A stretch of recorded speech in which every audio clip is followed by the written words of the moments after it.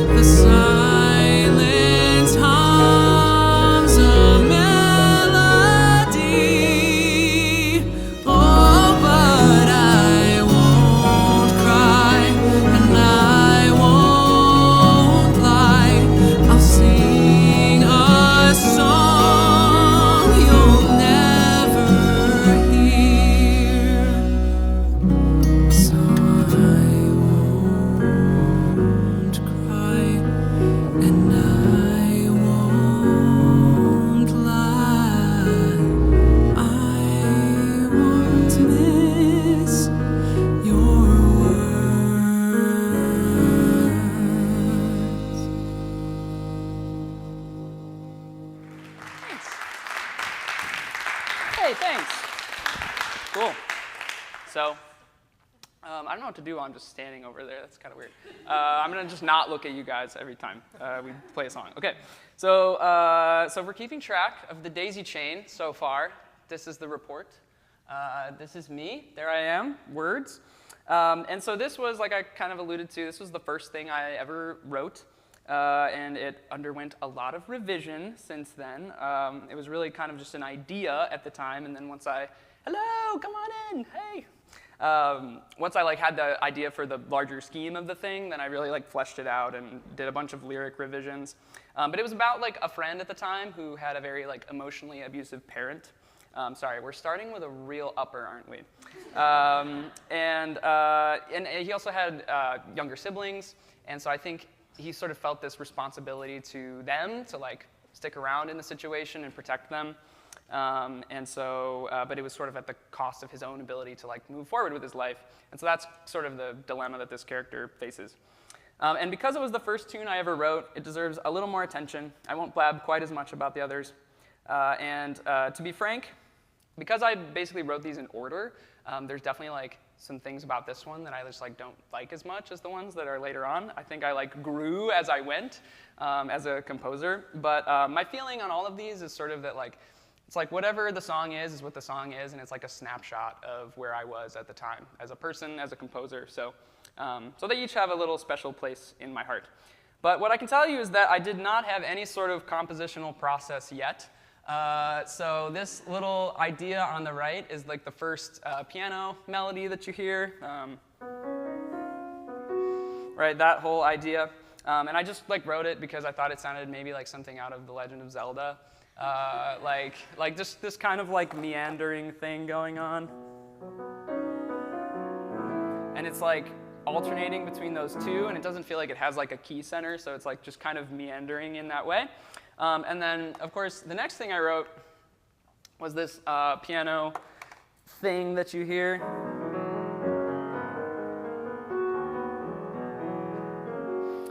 Which I later realized was kind of just picked from this obscure pentatonic song in the back palace of my mind. And I don't really know where the alternating 4/4/3/4 thing came from, but it also just felt right at the time. And then that piano melody that you hear,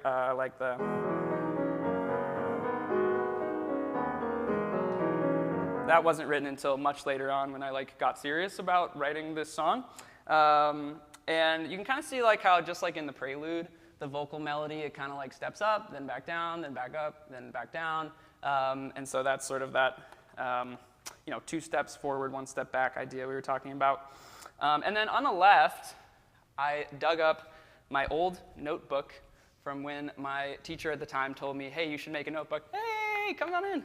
My old teacher was like, you should have a notebook for all this stuff if you're gonna, so you can plan for all the large scale stuff. And so this is just a roadmap of sorts that I had at the beginning.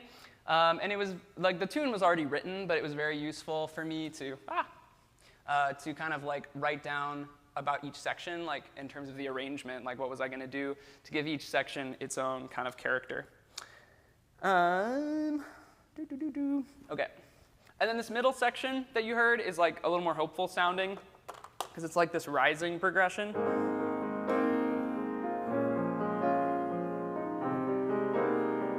It's almost like this character is stepping through a doorway of some kind. And then with even more determination when it goes into 3/4, like you see at the bottom there. Right, so it's just a little bit quicker and makes it feel like this character's going somewhere. They've resolved to do something. Yeah, and I think that's all I want to say about this one. So we go to the next one, which is my dear friend Renzo, who's playing the childhood friend. Hey guys, hey. Who's playing the childhood friend of my character. And so It's All Good sees Renzo grappling with the remains of their friendship, where one side, being my character, doesn't have anything to give to the relationship.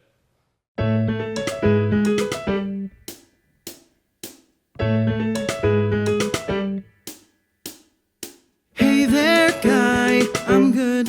Thanks for asking. Just watched you drive away for the 10,000th time today. was just thinking how you used to take me with you, but now you look away or say there's always some new issue. And I'd like to say I miss you, but I know you've got your shit to go through.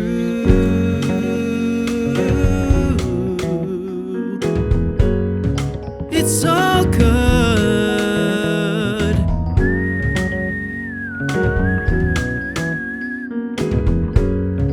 It's all good.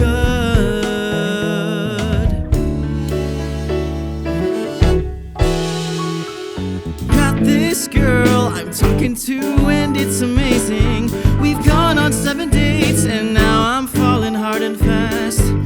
I can't find the words to tell her how I feel. Help me out, you always know the perfect thing to say. And I want to say I miss you, but I know you've got your shit to go through.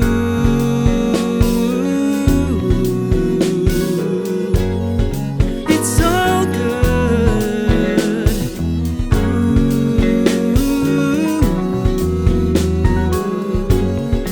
It's all good. But I miss the way our words could all be said and not be spoken. And I miss the way your words could cure my heart. And I don't want to hold back what I wish I could convey. I'm tired of pretending that I'm okay.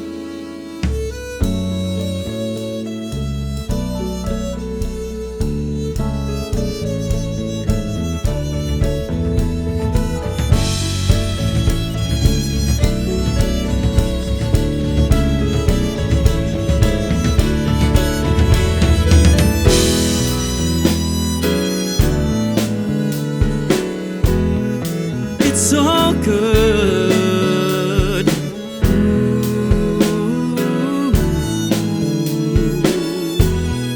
It's all good, good, good. Can't you see me here? I wanna say I miss you. I won't cry anymore. It's all good.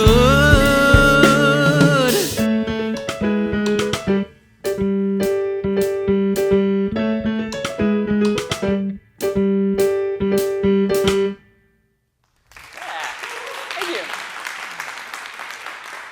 All right, so for those of you keeping score, this is the situation thus far.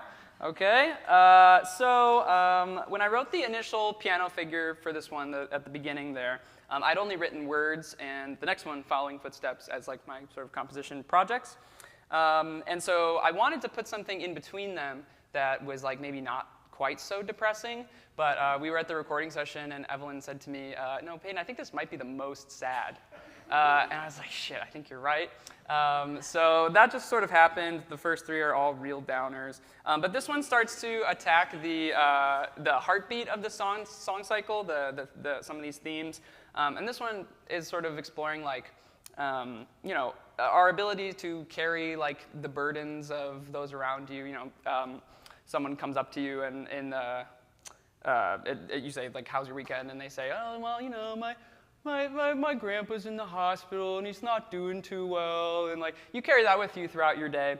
And this character in particular is like sort of finding a boundary for themselves with this friendship that is wearing on them because this other person doesn't have anything to give.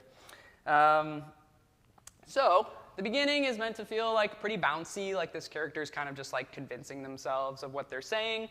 And it's almost like he's like leaving a message on, you know, voicemail or something for my character. But then we get to this bridge, and I think this is the first time that this character is like really starting to think for themselves a bit. This said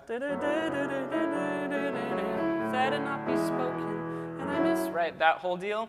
They're really starting to convince themselves of all of this. And then there's this moment of introspection over the interlude, which you see here, where you hear the melody from It's All Good, but it's over the progression from words.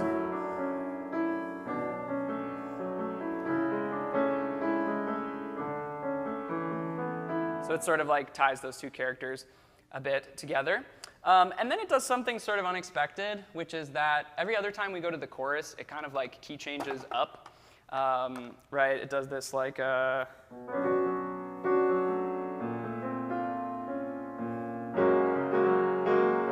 right? And then for this one, it ended up just sort of like staying in the same key. It ends on E there, and then it stays on E. And to me, that just felt like more resolute, like this character actually believes what they're saying for the first time. So, and then last thing is the beginning. You see the alternating 3 and 4, just like words. And then at the end, it's just in straight 4/4, kind of signaling that this character is choosing their own path a bit more in regard to this relationship. So, next one. Where'd you sit?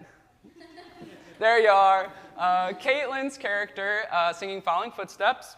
And this character, we find her sort of at odds with her path in life, perhaps burdened by the expectations of family, those around her. This is Following Footsteps.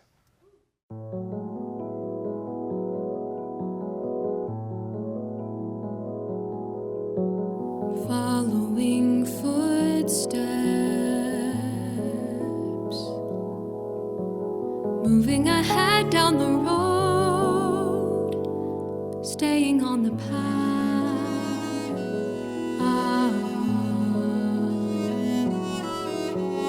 Following footsteps in a circular pattern, perched on a bubble of thought, and it's made of glass.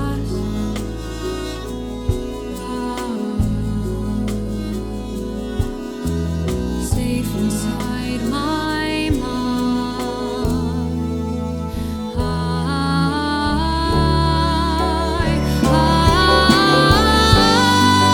I've never asked for more. I can't imagine more. I'm nothing more than what my mind believes I am.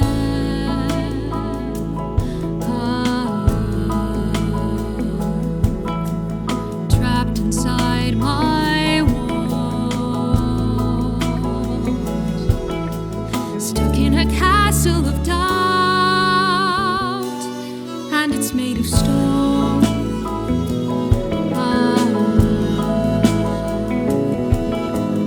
Following footsteps, the pattern repeating. I've seen these footprints before, and they might be mine, and they might be mine.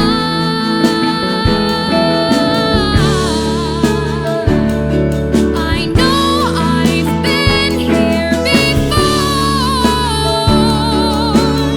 still I follow them blindly around. Is this all I'm meant for?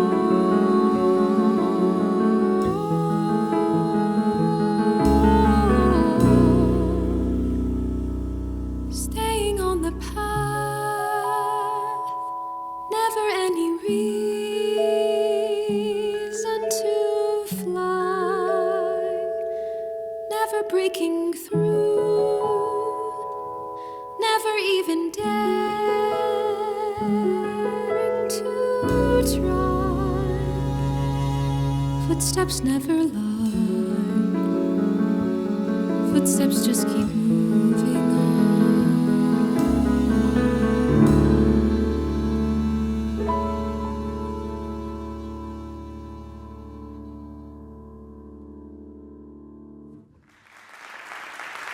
Caitlin Kiastri. Oh, yeah. So, I will confide in you, dear friends, which is that like I said, this was the other one that was like a composition project. And it was kind of like my COVID anthem, I'll be honest, because I was just feeling like every day was a little bit like the same, a little bit circular. Maybe everybody felt that a bit. And so the secret is that this one had to be just sort of jammed into the sequence of characters a little bit. And so this character is the little sister of Renzo. And I wrote this piano figure as, I had this from the very beginning. Oh, hang on, I have a slide, I think. Yeah, there we go.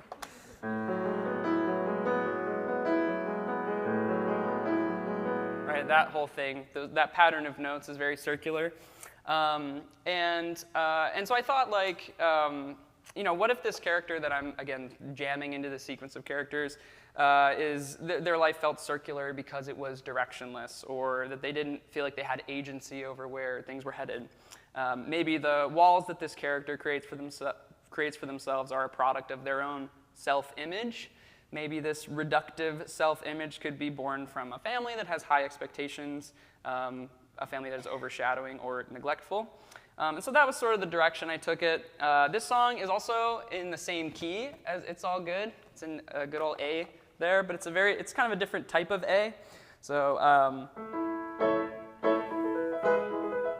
right, for It's All Good, kind of like happy-go-lucky A. And then this is like a darker, more colorful A, right?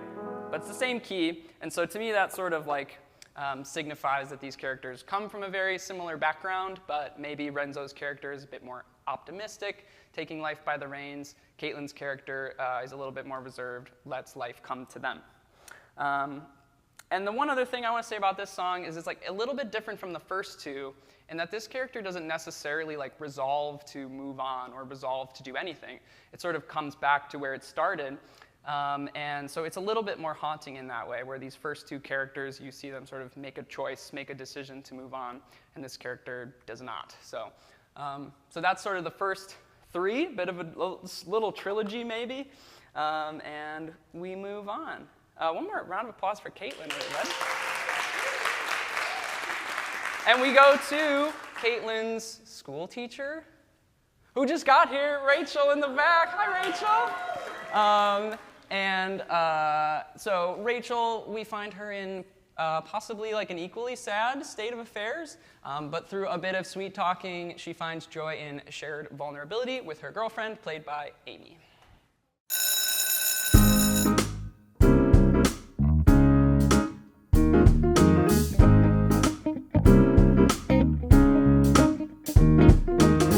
A breath, a moment to myself.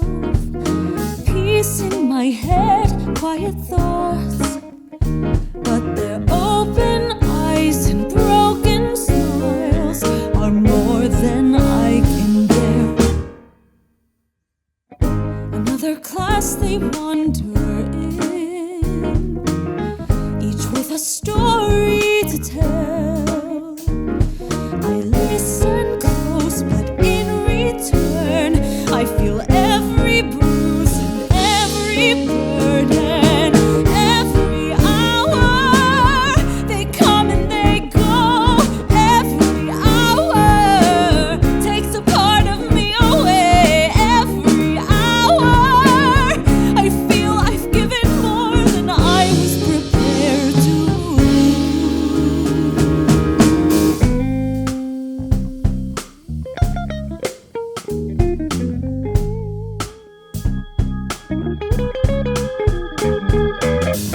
A breath, a moment by your side. Work was shit, the bus was late. But that smile upon your face, I know I'm right at home. So share with me, I'll share with you. And let me hold you tight. No regret, no concern. You light me up, I feel alive.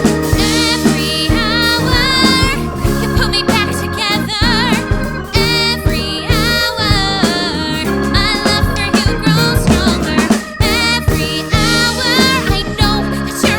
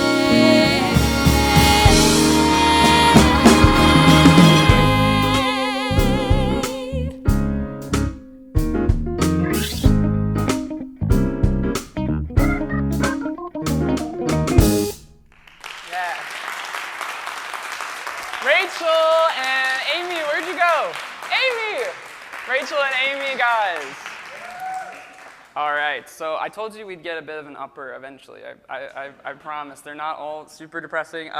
So this song was inspired by a music teacher. Oh, score update, okay. It was inspired by a music teacher I had in high school who had kind of like an open door. Those of you that went to Conant know who I'm talking about. She had kind of like an open door policy for whatever oversharing her students needed to get off their chest.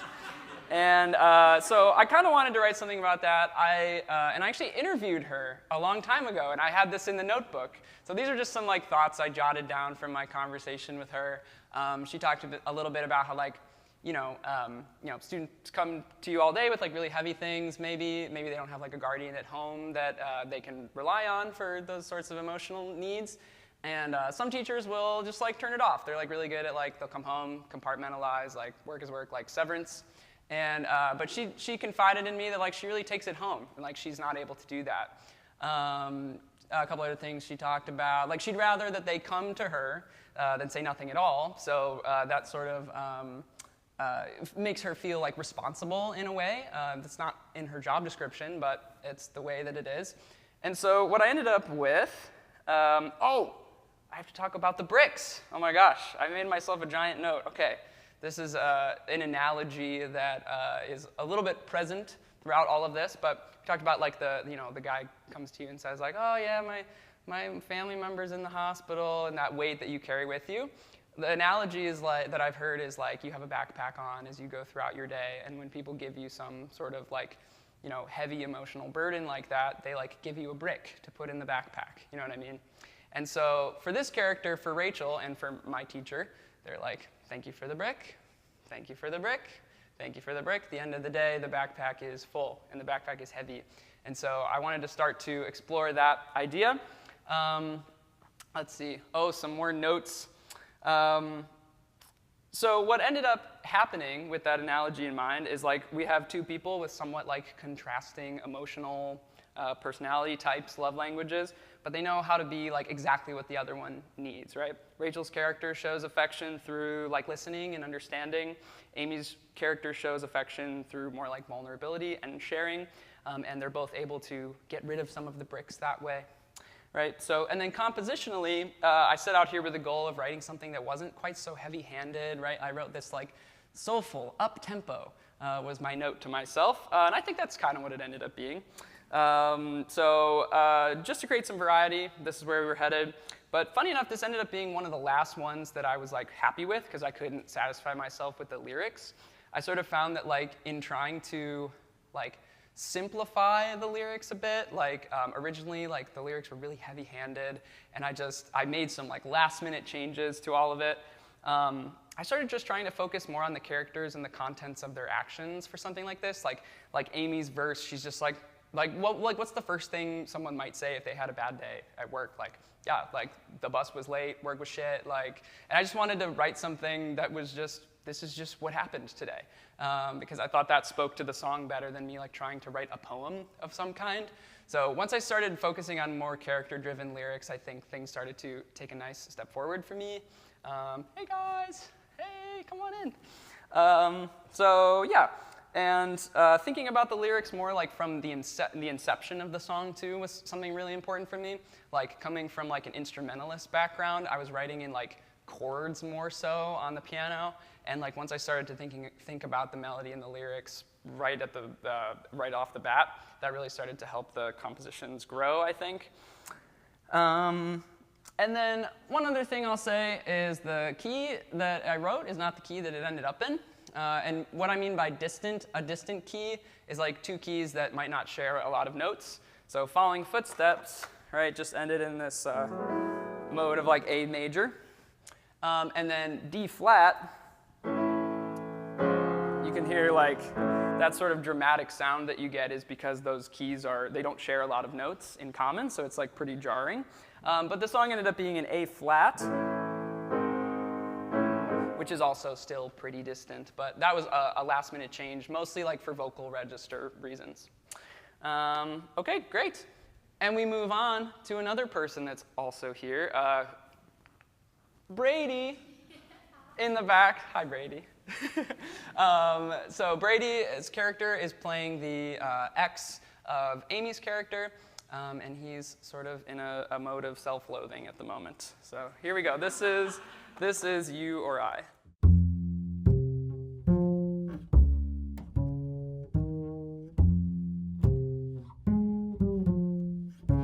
That can't be.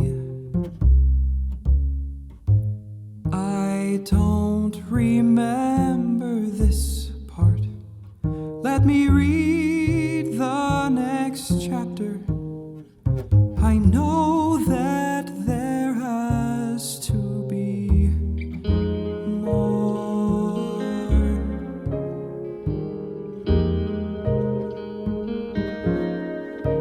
That can't be. I'm all out of words. My mind's eye reminds me of moments I've never seen. Where might that place be? How can I go there? Was there something there for us? Or was it always a moment away? This endless refrain in my head is singing, you or I, you or I. The air whispers softly through my window, you or I, you or I. You or I, you or I, you or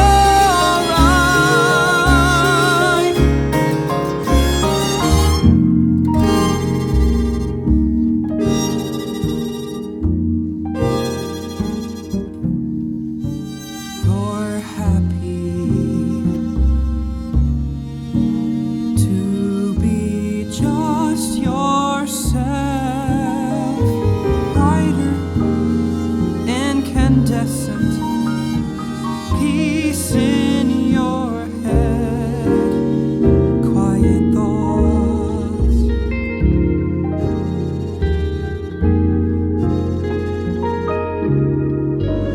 You're happy.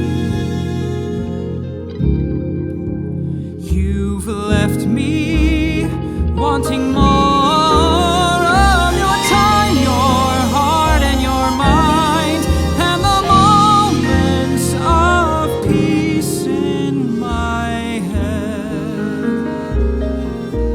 Where might that place be? How can I go there? Was there something there for us? Or was it always a moment away?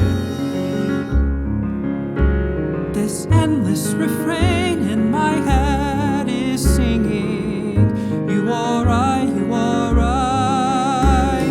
The air whispers softly through my window, you or I, you or I. You or I, you or I, you or I.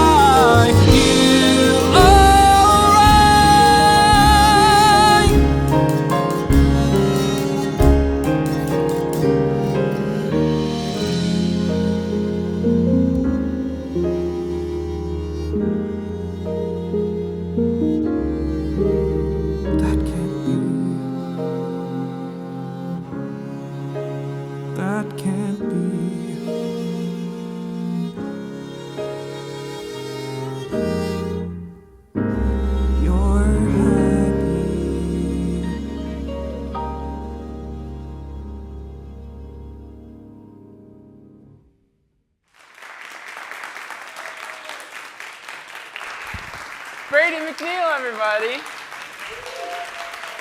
Oh, man. Real quick, I also want to shout out my friend Jess, who's here, who played cello on the whole record. And that one, I gave you some pretty mean stuff on that one, and pretty much every song from this point on. So thank you, Jess, for dealing with that. Okay. So I was studying with a composition professor here at the time that I was writing a lot of this, score update, his name's Fred Gifford. And for much of the time, when I was developing the early roadmaps and concepts for the songs, he was very instrumental in helping me with all that. And I got to this one, and I remember him saying to me, like, "Payton, aren't you a bass player?" And I said, "Well, yes." And he said, "Have you ever tried, like, composing, writing from your bass?" I said, "No." And I was like, "That's a great idea. I should try that." So that's when I started to think about that a little bit. And once I kind of had the idea for this walking bass, very exposed intro with the vocal, I was like, "Yep, that's it." And that was like also to me just like something that was kind of unique. Like I don't think there are a lot of musical theater songs where it's like that exposed with just a walking bass up at the top. So we're just like creating variety in the song cycle here. And then from there, I knew I wanted to have this like kind of oscillating progression with the F minor and the D flat. And so what I wrote there, E flat over D flat, right? You have that. Whoa, what the heck is that? So if you're a classical composer, you'd probably call that a polychord. If you're a jazz composer, you might call that a hip extension. But really all it is you've got a D flat chord, and then you've got an E flat chord, and you just play them together, and you get kind of this cool sound. But if you play it really low, you get like this really dark, crunchy sound. And so that was cool. And then I knew that like that oscillation was going to be like that's the endless refrain. That's the you and I. Which has a couple different meanings to it to me. Right? It's implied that Brady's character and Amy's character, maybe they were married and they split up for any number of reasons. There's the obvious underpinning here that maybe Amy's character left to explore her sexuality and like find her own path and herself.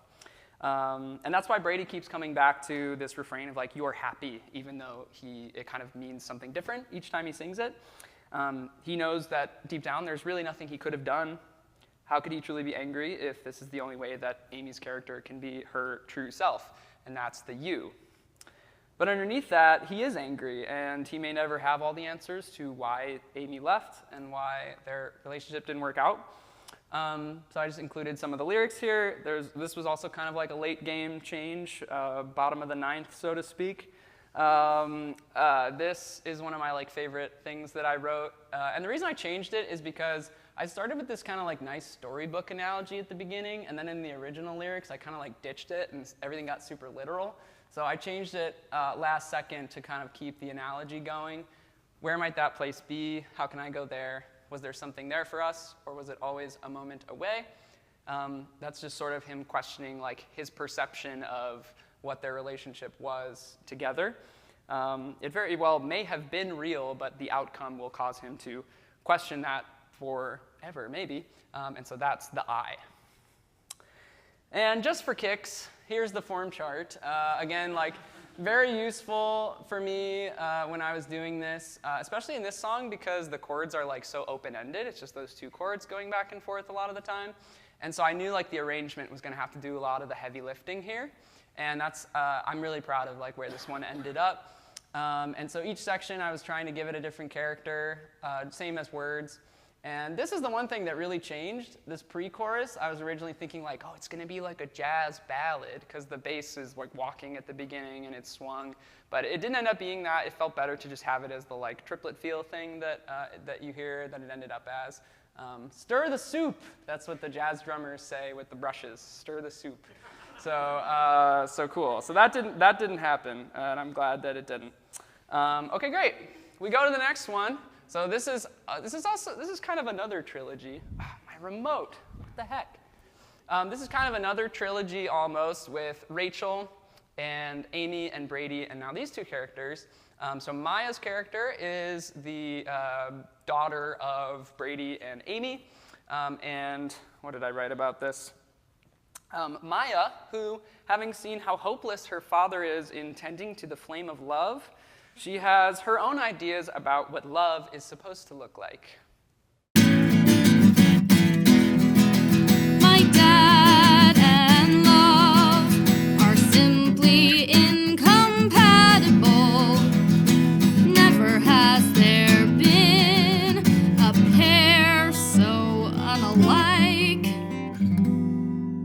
But love is not complex, you see. It's balanced, clear, and kind. I've cracked the code, it's simple. Love is always on my mind. I know love is what we have right here. Things are getting serious. We've been together half a year. I know love, we will always find a way.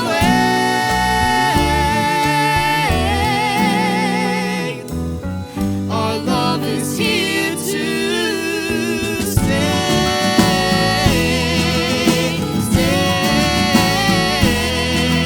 My love for you will simply never bend. I know our love is stronger than my mom and her friend Rachel. There's no one else like you in our whole entire school. I feel the same way, and I'll show you each day. My snuggle kids, my boo bear, my chickadee, my honey my bun, schmoopy boo, my baby. I know love is what we'll have all our lives, and I should know. I just learned how to drive. I know love, I have never been more sure.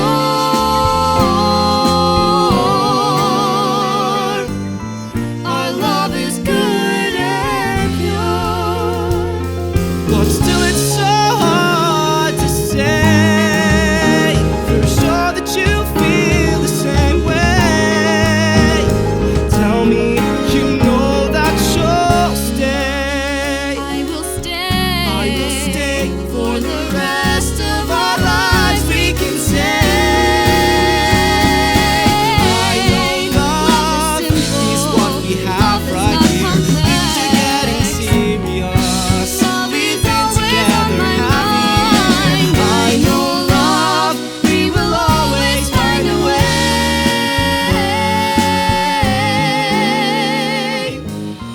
Our love is here to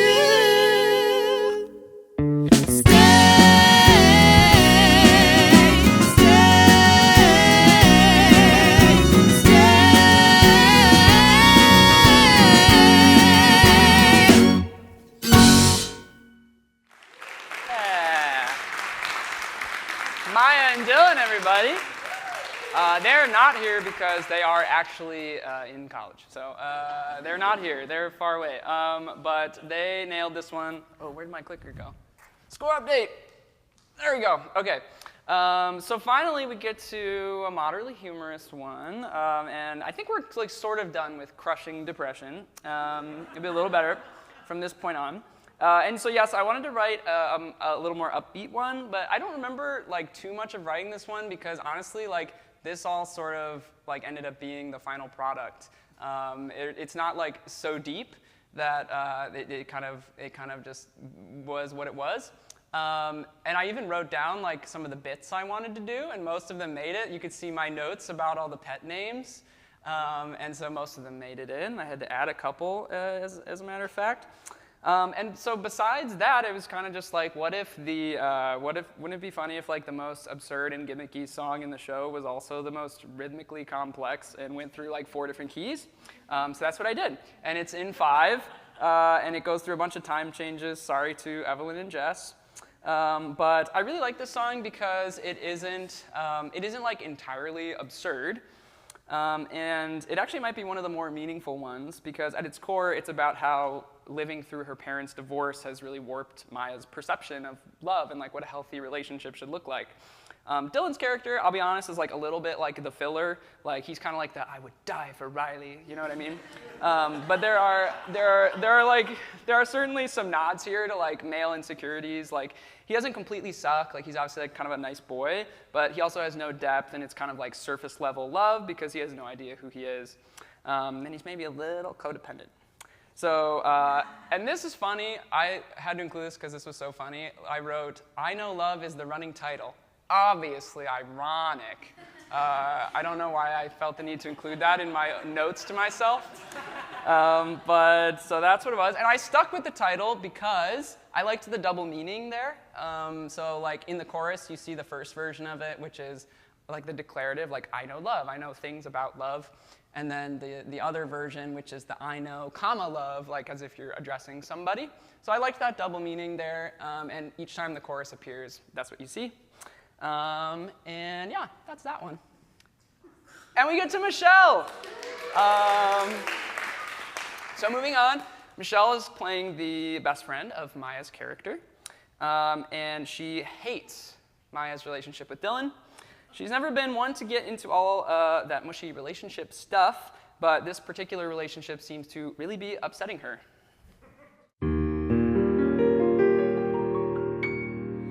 So that's what happiness looks like. Do you believe it? Would you believe that theatrical display of affection? Why that boy? Why this way? Why not someone who you can just believe in? Who believes in you? Love is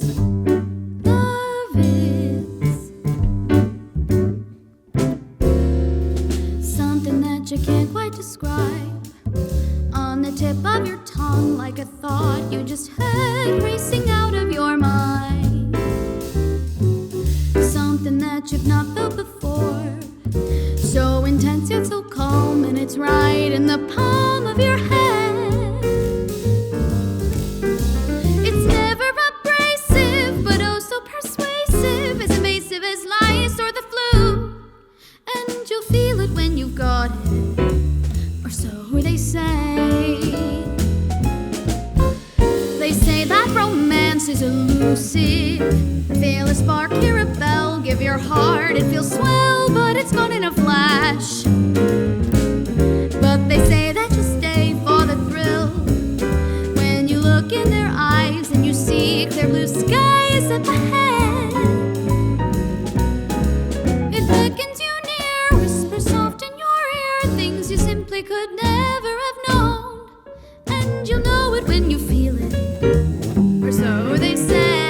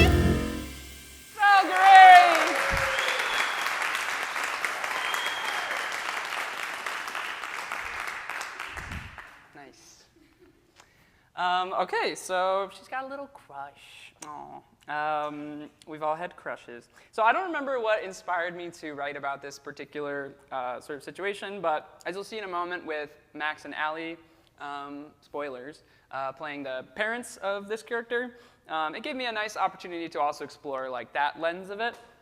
Right, you have a teenager that's going through some sort of teenage problem, and maybe they're a little more distant, but we'll get to that.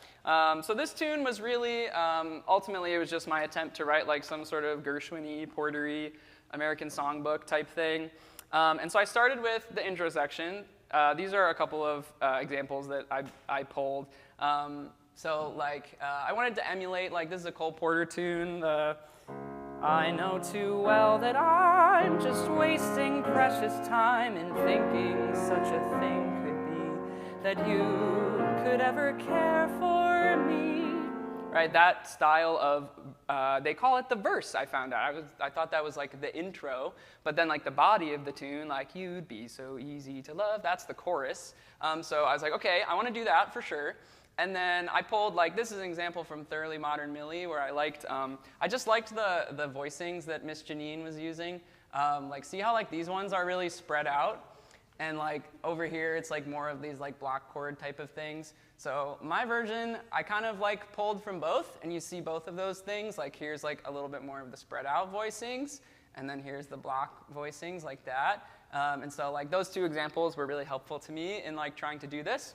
And then the other thing is, again, I was still studying with Fred, and he said to me, because I wrote the original, the something that you can't quite describe, like the chorus. I wrote it in G, and but then we were like, okay, well, we're coming from G flat. That's where I Know Love just ended. And I was like, oh, well, I'll just key change the chorus down a half step, or write it a half step down. And he was like, well, maybe like a nice project for you would be to write a key change into the verse. I was like, okay, Fred, I'll do that. So that's what this is. I basically did it in the course of this 2 bars here.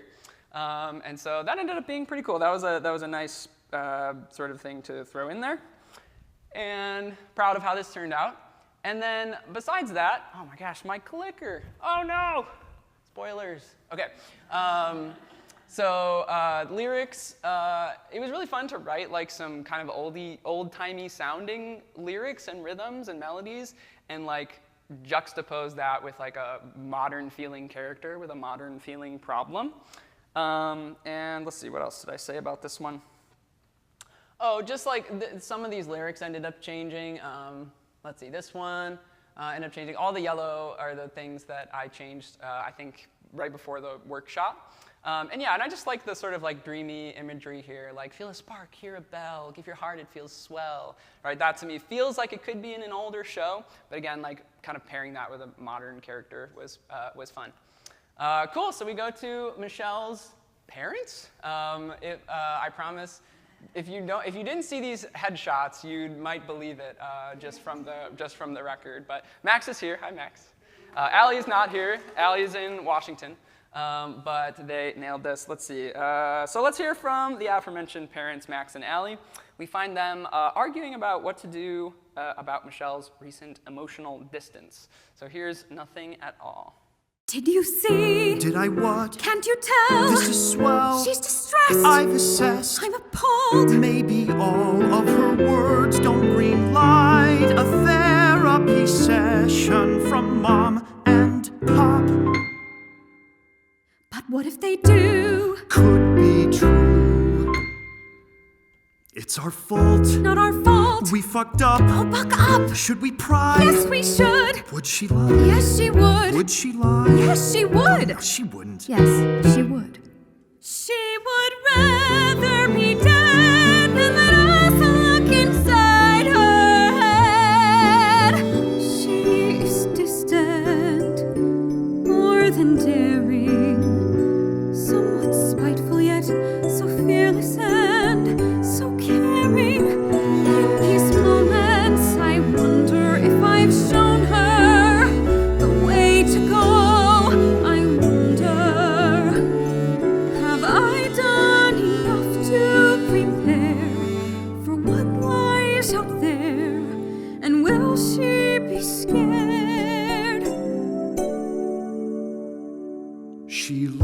with armor, not like her father. She feels with fervor, yet I've never felt so far away. In these moments I wonder, will she need me? Will I be? I wonder. A person she calls on someday and can't wait to say, hey Dad, I'm in love. After a lifetime of open arms, one would think love might come cheap, but instead it looks so different every step of the way. Does she trust us? Maybe so. Can she see us? Who could know?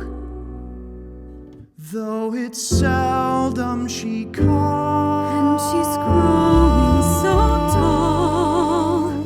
I'll be there through it all.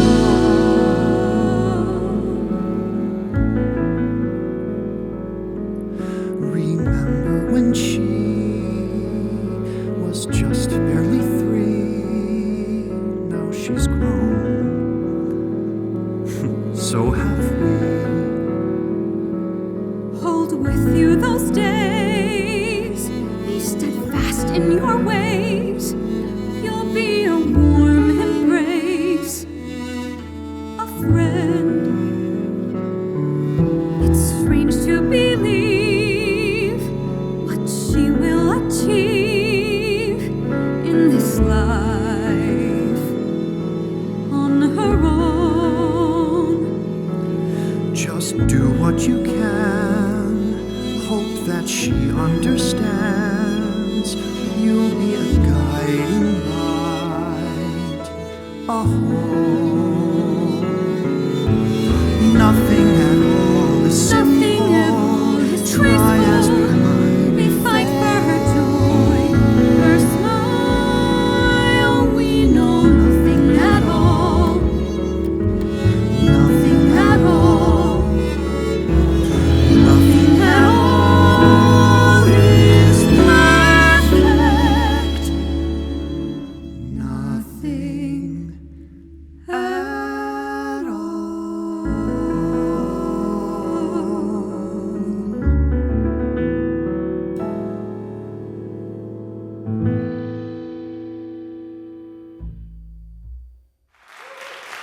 Max Timpano. There he is. Gosh, I feel like, okay, here we go. Oh, it's almost done. So I didn't write this, but I feel like I have to talk about it. I had a lot of auditions for this particular song, and Max was the one who sung it in my workshop that I did about 1.5 years ago. And the only reason I didn't immediately ask him to sing it is because I was like, maybe I can find someone that's of the age for this character. And I had so many videos, and I was like, it's not Max, it's not Max, it's not Max. It's not Max. And I came right back to you, my dear friend.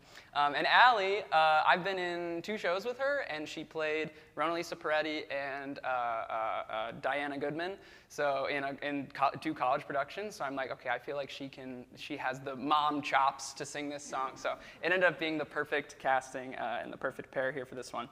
Okay, so a couple things about it. I did actually, my parents probably don't remember, but I interviewed them about this song. You remember, Mom? Oh, okay, she remembers. I don't have notes for this one for some reason. I couldn't find it. But what did I ask them? I basically was just like, hey, your parents. When I was going through a tough time or something, how did you handle that? Were you sort of like I don't want to tell you what to do, so I'm going to let you sort of figure this out, or huh? Was I there? Yes. Maybe, probably. Yeah.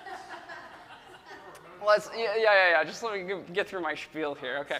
And then I also asked them, did you feel at all my failures were your failures and my successes were your successes? As parents, did you feel that sort of reflected onto you. And to be honest, I don't remember exactly what you said, but I think what I did was I wrote like kind of two characters that were maybe like opposing answers to those questions a little bit. And so like Max's character is maybe like a little bit more like laissez-faire. He really like values like the interpersonal relationship with their daughter, and he's struggling with that change as she grows up. And Allie's character, yes, she's concerned with those things, but she also feels largely responsible for like the family unit, and she does feel like her daughter's successes and failures are hers as well, and that reflects onto her as a parent. So it's kind of like both sides of the answers to those questions. And so the ending theme, which was the first thing I wrote,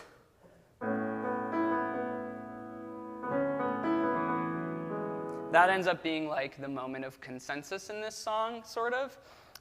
They come together in the fact that like they have these sort of opposing feelings on everything, but they share the same commitment and investment to their family, and so they know they'll do it together. And this song happens in three distinct sections that I've very lovingly labeled. Number 1, the banter. Number 2, the William Finn part. And number 3, the Sondheim part. So, and I think you can hear where the lines are, perhaps, in this song. And that was literally like what I was thinking while I was writing this one. But you can tell, like, even though I knew what those parts were, I didn't have like an awesome plan, because like this is the ending part. That was the first idea I had. And I wrote the bridge like after it, so I like kind of went backwards, and I don't know when the banter part made it into the mix. So this is what I had. And then I did the workshop, and the song was originally only like, I don't even think it was 3 minutes long. I think it was like 2 minutes and 40 seconds. And I had a friend give me some really honest feedback about the song. He was like, hey, I don't think this one's finished. Like, I don't think you fleshed these characters out enough. They don't feel distinct enough to me. And there was some lyrics where they were speaking a lot more in like, we do this, we do that as parents. And he's like, people don't talk like that. And I'm really grateful that he gave me that super honest feedback, because it gave me a chance to flesh out the characters in the ways I was just talking about. And so here's, on the left is what it was before. So like Allie singing, this is this sort of this middle section. I like wrote a bunch of new stuff basically from that feedback. So it was like she is distant, more than daring.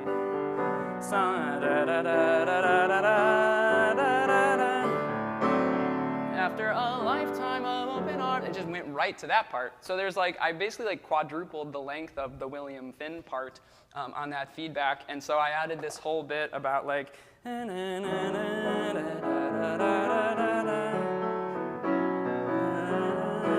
that didn't exist before. And so I'm really grateful that that made it in, because I felt like it just made the structure of the song make so much more sense. Like they each sing their thing, and then the consensus, like we talked about, that shared responsibility of their family, they come together at the end in the main theme. And then as for the arrangement, I know out with the old, in with the new. Okay, great. As for the arrangement, you notice there's no guitar on this one for the first time, which was sort of deliberate. It just didn't feel like it needed it.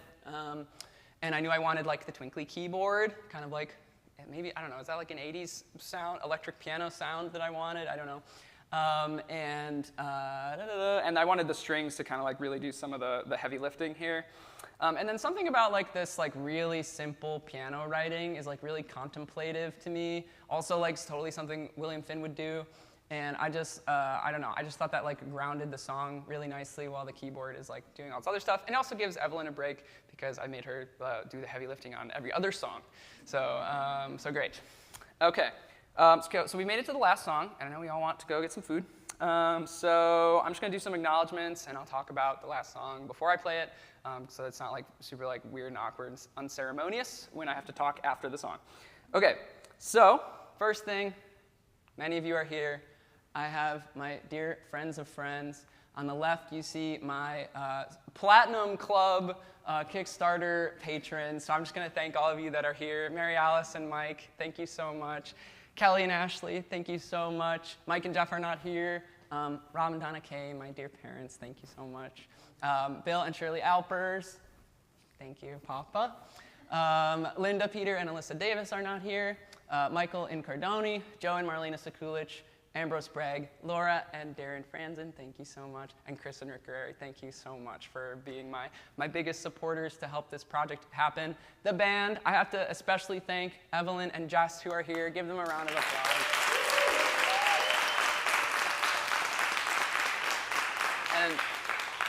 And the rest of the band, they're not here, but I love them all the same. Danny and Alvin split guitar duties on this whole thing. My friend Leo on bass, Tommy on drums, Sungju on violin, Andrew Luswick on the keyboards, and then a few pals that were featured on a couple tunes there. So one more round of applause for the band. And then you already have seen them, but one more round of applause for the whole cast. Michelle, Caitlin, Max, Rachel, Brady, Amy. I think those are all the people that are here. Did I miss any of you? Okay, good, okay, great. Yeah, I'm like super lucky that this ended up the way it did. It was, yeah, I'm just grateful that I got to work with like a lot of my best friends on this too. So yeah, that was cool. Okay, so I'd be remiss if I didn't talk about the songs that never made it. R.I.P. So there was literally a platform 9 3/4 song that was supposed to go between Nothing at All and the song you're about to hear, song 9 and song 10. It was called Turned Out All Right, and the idea was like it was going to be like an older gentleman that was maybe the parent of either Max or Allie. And I thought it'd be interesting to have that like age dynamic, but also like it could incorporate some themes of like generations and legacy. And I was going to make it like sort of a lighthearted song. It just never happened because I pictured it as a swing tune originally, and then So They Say kind of took that role, and it felt like it'd be weird to have like I feel like one swing song as an outlier makes sense in a sea of contemporary musical theater, but then like two sandwiched at the end might have been kind of weird. So it just never happened. And then the other thing is that there is like a secret finale that is like mostly written, and actually I had planned to record it, but partly like for time considerations I didn't, also partly like logistical considerations of like it was gonna be like a group finale, so like having everybody record their vocals individually and then like try and edit all that together. It would have been doable, but it would have been a huge lift. And also like I just don't think it really like needed it for the record. I think when I do it live, I'll probably finish that. Just for like an optics thing, like to have everybody come back out at the end and sing one more time, that'd be nice. Okay, so the last song, here we go. There's our complete daisy chain of people. Stephanie Meyer sings the last song, which is called When Did It All Start? And I have to be very honest with you that 2 of my top 3 favorite musicals in the world have very like prominent therapist characters. So I was kind of like, that would be great. And also like, how else am I gonna like end this thing? I don't really know. So, and another thing is Kelly, you came to me after you saw me Next to Normal here at DePaul. And she said something really interesting about my friend who played the doctor, my friend Tess. And Kelly, you said like, it's like there's something about like Tess's performance being so grounded that like creates this really interesting perspective of all these other characters that are emoting in really like larger than life ways or something along those lines. And I was like, you know what, I think that's a really interesting thing to explore, right? Like, you know, you see that show in particular with all these like huge characters and huge personalities, and to have the doctor be so stoic and just basically like, you know, Diana comes into the office with a mental breakdown. It's like, yeah, I had 3 of those this morning, pal. Like, get in line, you know? So I just think that like provides a really interesting perspective, and it's just like Rachel's character, like the teacher. You know, a therapist has to kind of reset each hour. You know, reset the burdens, the bricks. Thank you for the brick. Thank you for the brick, thank you for the brick, every hour, and how do they choose to compartmentalize, move on, begin again each hour without allowing it to consume them. So I thought maybe this would make a good button. We've just seen all these characters experiencing things that like aren't necessarily larger than life, but they're emoting in larger than life ways. And so to have someone at the end here that like almost like draws the curtain back, it kind of like transitions you back to the real world just a little. So, so this song will really wrap everything up, and it'll kind of like melodically tie back to words a bit, you'll hear, which to me is like, speaks to a theme of like cycles and beginnings. Because literally the nature of this song cycle is such that like words is the beginning of the daisy chain, but like we all know that's not really true. This character's experience is born from something over here, which is born from something over here, you know what I mean? And so we could begin this at Caitlin, or we could begin this at Brady, and you get an entirely different perspective on the matter. And I think people can find beginnings for themselves anytime, just like the teacher when the bell rings, or the therapist when they take the next client, or a son making the decision to move on. Stephanie will tell us in a moment, you should carry with you all you know, but you can start again.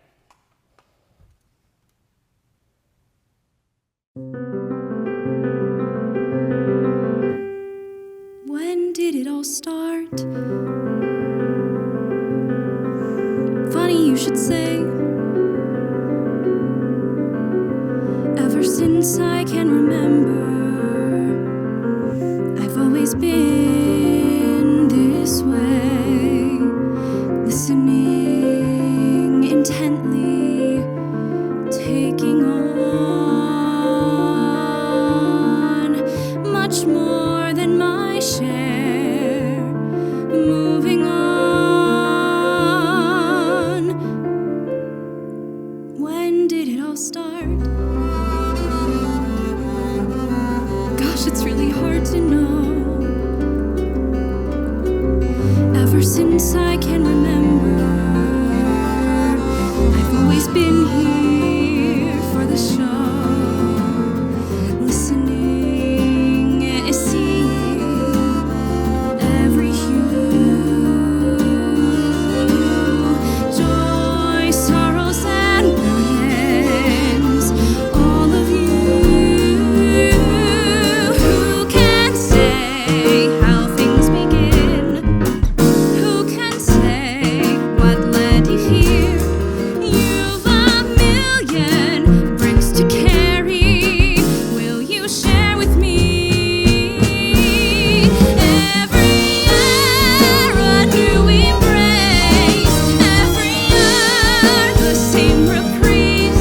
Carry with you all you know, but you can start again. So here I am. Here I'll be, cherishing your words,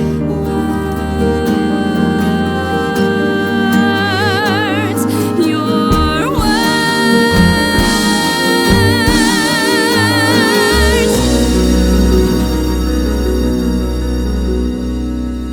How'd you like the show?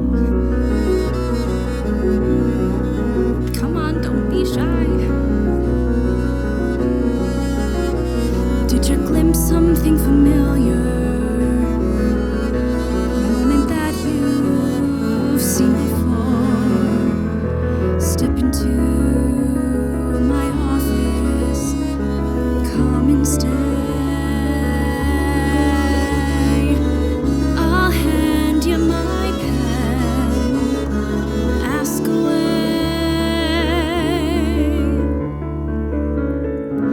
Who can say how things begin? Who can say what led me here? I've a million bricks to carry. Can I share with you? When did it all start? Maybe now I know.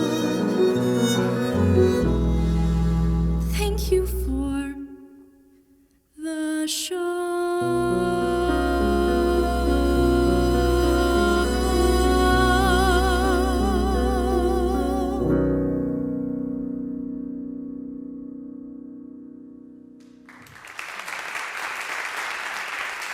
Stephanie Mayer. And that's the whole thing. So, yeah.